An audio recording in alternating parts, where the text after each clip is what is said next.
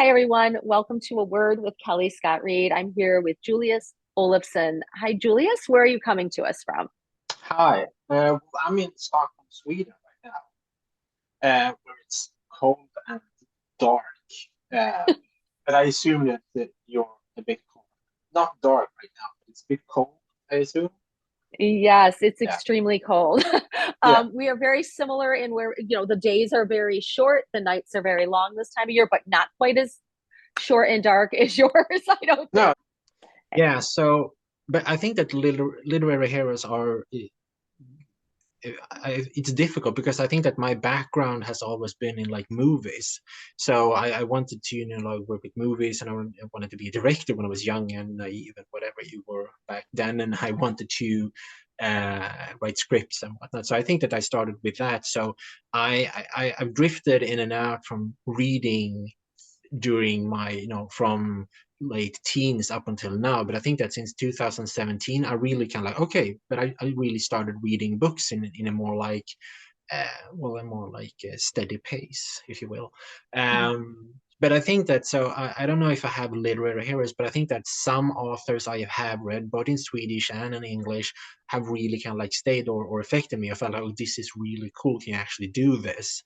Mhm. And I think that one author from the UK that I return return to is Max Porter. If you read him, I think I just read his latest book, Shy, which I think he released last year was.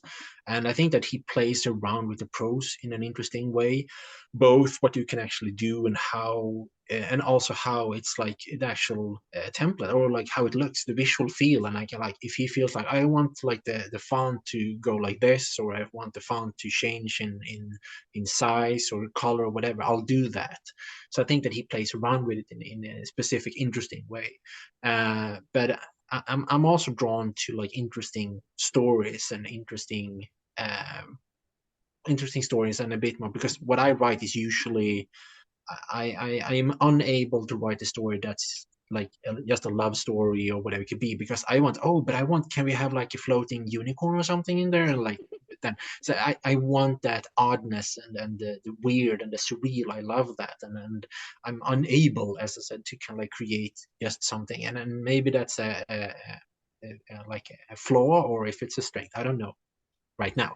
But I think that's interesting, at least to see. So I think that there are some authors that have really like piqued my feeling that they do something different. And there's a Swedish author, I don't think he's translated to English, but his name is Per Törn, and he's like, uh, very few have heard of him in Sweden. He's released a few books, but he does amazing small things that are so weird and interesting, and you still can like care and stuff like that. So I think that's that. But other than that, it's more like some books that affect me. I haven't found like one author like, oh, but this is so cool. Mhm. Did you see that there was this on Twitter, or X as it's now called? Did you see that it was this? You were supposed to name 10 authors that you had read 5 books or more from, and Yeah. some were like, yeah, Steinbeck and Faulkner, and they started like naming, like, and I'm like, I was completely stumped. I couldn't name one, I think, because I think that I, Ah. I I usually find one book and then like, okay, but I start to read like another book from the same author, but it's like, no, it's not really the same. So I think I'm tied really much to one story and one book. It doesn't have to be an author and the feel of that author and its prose. I love that. I really do. And the reason I love that is I'm gonna try to relate here. So, and it's music based. So my husband and I listen to music very differently. He will find a person that he loves, like for example, like Elvis Costello back in the day, and he will listen and buy every single thing that Elvis Costello does. I may own a song by Elvis Costello, but I don't want to hear Elvis Costello all the time because I'm in love with the song Yeah, as opposed to the artist. I get that completely. yeah, I same thing. There are authors that I love, like Nick Hornby. I love just for fun. For somebody who I want to read, who makes me laugh and it makes me feel. But you were talking about how that's kind of the surreal, but still makes you feel. I always think of Michel Gondry directing Eternal Sunshine of the Spotless mhm, Mind. yeah, where I am sobbing through the whole thing, yet it's like, where are we? And in time, and Jim Carrey's in it. Like it was just Yeah, such a strange thing, but it was beautiful at the same time. So I don't know the authors that you were talking about, but I definitely know what you're talking about in I, that regard. yeah, I am the exact same way. I can find like one song from one artist, and Mhm, I don't care. I'm not like into prestige what type of, oh, it's need to be like a cool art. I just like, mhm, I love this song, and then I try something else from the mhm. same artist. And like I can't find a single, so it's like a one hit wonder just for me or something. It's like, but Exactly, yeah, it's like, exactly. I love Um, this song. Yeah. But very I love cool. Michel Gondry too. I think that that's like an amazing filmmaker, and I mean like a lot of those. I mean like adaptation is. I love that movie Oh yeah. too. You know, with Nicolas Mhm, Cage, and mhm. so but I think that so the surreal bits are really important. So I wish I could answer your question a bit more like through just like starting naming like, oh, this, but I'm like I can't. I'm Yeah, sorry. yeah. Oh no, that's amazing. Now, do you recall a moment in your life that you could share with us where you realized that language had power for you? Yeah, I mean, like, I can probably mention a few, but I think that a recent one was when I started writing in English. I had written in Swedish for a long time and felt like, okay, but this is my like, this is my native tongue. I'm supposed to write in Swedish and whatnot. And I had friends who was writing fantasy, and there's no real fantasy scene in Swedish in Sweden, so they are like almost. They just like directly start writing in English. There's no point for them even trying to write in Swedish. So after a while, they started Mm, asking me, why don't you try writing in English instead? Or why do you, because they felt like my aim was quite low, just like trying to just get a book out in Sweden. So I think that I remember this because I started to, in 2022, I started to kind of like check the English lit magazine, and that's an amazing scene that you contribute to, and I'm very grateful because in Sweden it's non-existent. It doesn't. We don't really have. We have, of course, some literary magazines, but it's not in the same way and not online. I mean, like mm, in English, we have.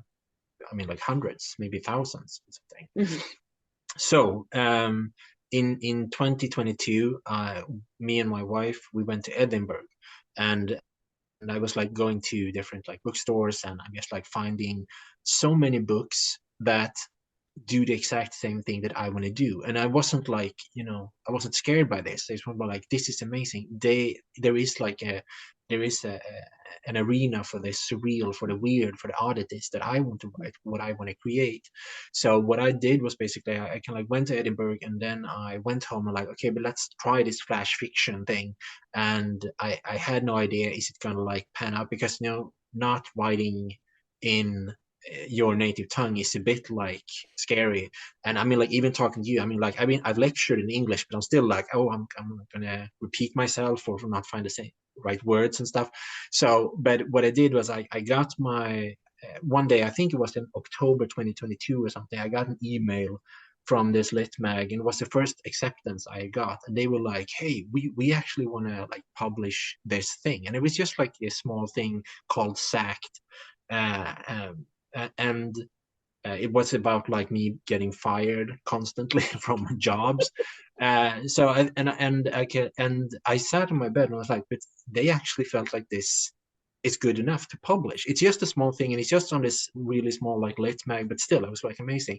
And then I felt like, okay, but this is, I had been writing for years in Swedish, and nothing had happened. And I had just been writing for a few months in English, and now people wanted to kind of like uh, publish what I've done. And I think that that whole journey has been an eye opener tied to your question about language. So I think that that's something that's really like, but this is amazing. Just changing from one language to another like broadens my possibilities and my horizons in a different way. And I also think that when I write in English, I think that my English is okay, but one thing is like I think that I feel that I can like hope I do this, that I can like like misuse words in a way, so it kind of like pans out, but that becomes me in English. That's Julius in English. I'm not, Mm. I'm probably not gonna have the same syntax as a native English speaker, but and sometimes it might be a bit skewed, but I think that that could be an interesting thing. I was working together with like trading feedback with a woman who lives in the southern parts of Sweden, but she's from Denmark, so Swedish isn't her native language. But when she wrote in Swedish, and it kind of like got a bit like messed up because she came from her Danish roots, and and and so the language wasn't like as it was supposed to be, but I thought it was magical. I was like, I praised her and said like, this is wrong, but keep it because I know what you mean, and it becomes you. This is you in Swedish, and I think it's amazing. And she was like, no, but I want it to be perfect. Like, but this is perfect. This is you. So I'm hoping that I managed to create something similar. It's funny you're saying this, and I am astounded by your English because if you just came and hung out in the United States for a while, you'd be like, "Oh, I'm speaking the Queen's English in comparison to the way most Queen's people speak." English. Queen's. But it's like I having a Italian mom who spoke Italian, but we didn't grow up learning it. We grew up understanding it just because through conversation. I couldn't even imagine writing effectively and creatively. That's the key. It's not just writing a good sentence, it's being able to um, put concepts forth and feeling. And I can't even imagine. So don't be so hard on yourself. I can't. The fact that we're having this conversation and just it's awesome. You speak beautifully, Thank you. um, and write beautifully in English. It's interesting you're talking about the English, how you come in and you come in and start writing in English. It is a great community. It is a thriving community, which is always been exciting for me until the online lit community kind of came into fruition. You didn't have access to publishers with the click of a button, or just to see where have sign up for services that were free, where you could find out what lit mags were having openings or not openings. I sound like I'm hiring somebody. Have submission dates available. So Yeah. it's like a whole different world, and I loved it. And of course, we meet such great people that we can have these conversations and find the different experiences that you're having and in your journey towards your publishing. And it all can be so egalitarian, is that the word, where it's there for anyone who wants it. And I just love that part of the community. Could you let us know what you're working on or have coming up that we and where we can find it? Yeah, I mean, like, first of all, I agree. I think that the English like lit mag scene is fantastic, and it feels also like there's a lit mag for every writer out there. You just need to find the right one, and I mean, like, some are of feels like unsurmountable to actually be accepted to, but I mean, like, I reached, I mean, like, the people who publish my stuff, including you. I'm like ever grateful, and also for your words about like English, and I think I beat myself up a bit when it comes to English. But I mean, like, it's like stepping on a scene where people have been doing something like, oh, we've been tap dancing for 15 years. And I'm like, yeah, I'm just doing it for 5 months now. So I'm trying to do what you do. So it's like, of course you're a Yeah. bit like, better to be like humble than braggy, I feel like. But, but what I'm working on now, I mean, like, Möbler was released in May, so I mean, like, that's still available. But what I've actually been doing since August and until just days before Christmas is translating my latest book I wrote in Swedish. I finished it in 2021, I think it was, or 20. I don't remember. And I think that I've actually written 4 books in Swedish and haven't reached any success at publishers in Sweden with it, sadly. And I kind of like understand that. It's surreal and it's weird. And I mean, like, there's only 8 million, no, a few million people living in Sweden. I'm not going to say the wrong number now. But so, I mean, like, I get that. That's perfectly fine. And maybe I wasn't ready also for like, maybe I wasn't there. So that's perfectly fine. I don't blame Sweden in any way. But what it was still like the last book I wrote, it's called the album. I felt like, but this is something. I have something here, and people have read it, and they felt like, but this is something there, and it's really personal. And I've evolved as a writer, so I felt like I don't want to give this up. I think there is an audience for this book. So I sat down in August with, like the book, one page of the screen with the Swedish version, and then a blank page, and then just basically translated it word by word. So I think that's, and my wife calls me crazy and insane, but here we are. And I think that, I mean, like for me, it was an opportunity to kind of like, I didn't just translate it, I wrote an English version of it. So it's just me. I haven't changed name. There are still like Swedish names in there and everything. It's just, it was an opportunity for me to kind of like evolve it and edit it and make it better. And I mean, like the Swedish version, I think was maybe it was 66,000 words or something like that. Oh. I don't Mm-hmm. know. So, and that's quite short for, at least in the English lit world. I think that Mm-hmm. because you're a bit like strict when it comes to word counts. In Sweden, we just like, oh, it's like 5 words, fine, we'll publish it. But in English, and now I mean, like it grew from, I think it was like 66 or 67,000 words, and it grew to 81,000. So I think that I can like really, okay, I did something more. I fleshed it out. I so and just some days ago I started editing it. So that's where I am. So the goal is to be done with this book this spring or before summer, and hopefully be able to send it to agents. That's Nice. that's what I'm hoping for, at least. But Okay. it's difficult, I've understood. It is, but hey, Mm. I'm excited to see what comes of it. Now, could you give us like a preview of what it's about? Just a little bit of a teaser? I mean, like it's about if we don't go into the oddities and the surreal, the actual core of it is quite simple. It's about a young man who has to go to a mountain village in the southern Europe because his father has gone missing there. So he's going there, living in the same house that his father apparently has rented. And he had no idea that his father even was there and where he's gone. So the book it's part mystery, but it's more about like it's about like relationships and father son relationships and trying to kind of like having to open up the past and starting to remembering things and what's happened. So that's like the simple version of it in a way. But it's also about like this, there's a weird machine and there's some white berries and there's a marmalade that they do there, and there's a lot of other stuff. So I mean, like the first, a lot of my ideas, they start with something really obscure and small. So many years ago when I got this, the very first seed for this story was like, it would be cool if there was this white berry, like a small white berry, and it doesn't exist, so I can like, oh, it could, and it could be called this. So that's like the seed, and then it's grown to this whole thing about relationships and reconciliation. Oh, Yeah.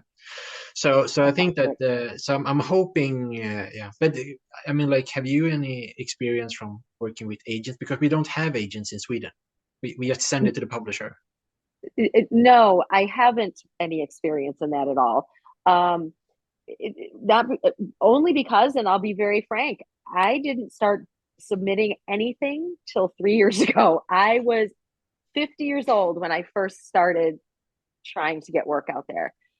I've never even thought of being a writer. I always wrote for pleasure, wrote for work, wrote for uh, parties. People would ask me to write. I wrote under duress, like Kellie, write a speech, write an obituary, those kind of things. But I have writing. I write to my husband every day, but I just didn't feel confident. So I have zero experience with literary agency. I just never. I've just always done it online. But you, if you want, I don't know if Tiffany, our editor in chief, would have experience with that, but you should drop us a line because I know Oh yeah. someone in that group, like Francois, uh, it, Melissa would definitely, since they've done more of that type of thing, I think they would be able to give you some pointers on what to do. Yeah, Definitely. because it feels like just reading about it and hearing people talking about it, it feels like going into the query process feels like it's like a gauntlet of horrible like torture, and you have to everything has to be like formatted perfectly, and you Mhm. know like and as I said, in Sweden we don't have agents. We just send it to Mhm. publishers, and they don't really care how it's. I mean, like how it even arrives. I mean, we have stories. We have one uh, author. He many years ago he published this book, and he delivered the manuscript like printed in a plastic bag, just like going and handing it over to the publisher. Here's my book, and then he left, and then they felt it was good. So I mean, like it takes all, I guess. So that's just what I'm asking. But so that's what I'm doing right now. At least I'm trying to Mhm. edit that book, and also I have a really good friend called Dave. Call Dave. His name is Dave. He's not called Dave. His name is Dave. It sounded like who is a native English speaker, because I feel like on this level I can write a flash fiction piece, but I think it's really good to have some English eyes on everything that I do, Mm. at least the lengthier stuff. So he can say like, but this isn't what it's called, and this isn't. Why do we do that and that? And Mhm. I think so I'm really grateful for him helping me out. Yeah, Oh, that's exciting. That's yeah. exciting stuff. Um, we're going to be putting this out in a couple of weeks. And I will tag you and all of your contact information where people can see your stuff, a little bit of a bio and everything. So it'll be out in a couple of weeks. And I appreciate you taking this time with me. I'm glad we got to make this happen. It Oh was yeah, we were getting there. We did it. yeah. I'm Finally. so No, happy. I'm just glad to be here, and being able to talk about like writing is such a cool thing. So yeah, thank you. Thank you so much. Okay.